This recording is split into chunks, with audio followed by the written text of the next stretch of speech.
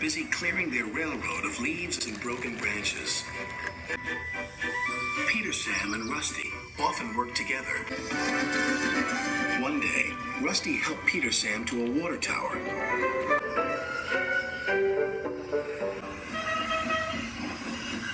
Peter Sam felt much better after his long drink, but the freight cars were bored. Let's break away.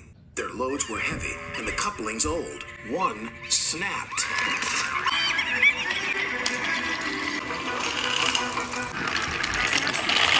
Shouted the freight cars. A sign read slow steep bends and ravine ahead, but the silly cars never saw it.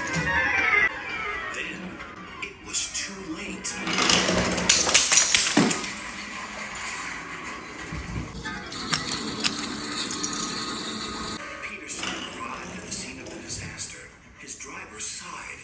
This was our fault. We didn't secure them properly.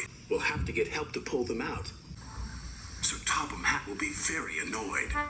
And he was. You will work in the yards until I can trust you again. Duncan was delighted with Peter Sam's dilemma. Fancy not securing your freight cars on a hill. They'll come back to spook you and your special funnel. Woo! And who's to say you're not afraid of ghosts? Snapped Rusty. Ghosts?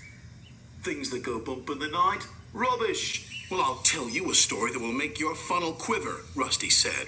A long time ago, a little engine was returning home.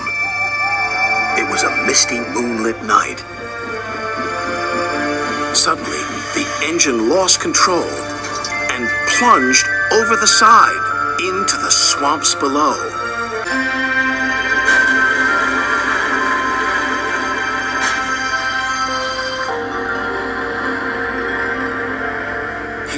Never found again. But many a workman will tell you that when the moon is full, seeing the little engine trying to get home, but he never reaches the other side. So what do you think of that, Duncan?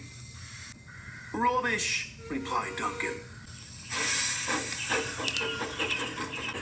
Never mind him, Peter Sam. He'd be frightened if he really saw a ghost. This gave Peter Sam's driver an idea. Let's play a trick on Duncan. The next day, he spoke to Duncan's driver and fireman, who agreed. We'll do it tonight. Duncan had to take coal cars to the slate mines and then bring cars back. Duncan's driver decided as part of the plan to cross the old iron bridge. Haunted bridge. Rubbish, snorted Duncan. It's as tame as a pet rabbit. But all the same, he kept thinking about Rusty's story. When dusk fell, he was keen to leave. If we don't go now, Scarloey will take my favorite place in the sheds. We have to collect our cars first, his driver replied. He could see their plan was working because Duncan was nervous. When night fell, they set off. The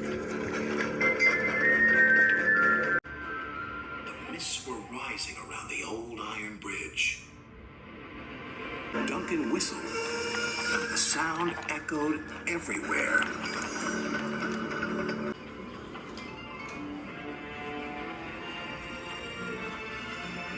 Then, ahead, he saw flickering lights. His driver knew they were only insects that shine brightly at night, but to Duncan they looked like an engine. Next, his driver secretly threw a rock from the cab into the ravine below. It's the ghost! Take me back! Take me back, please!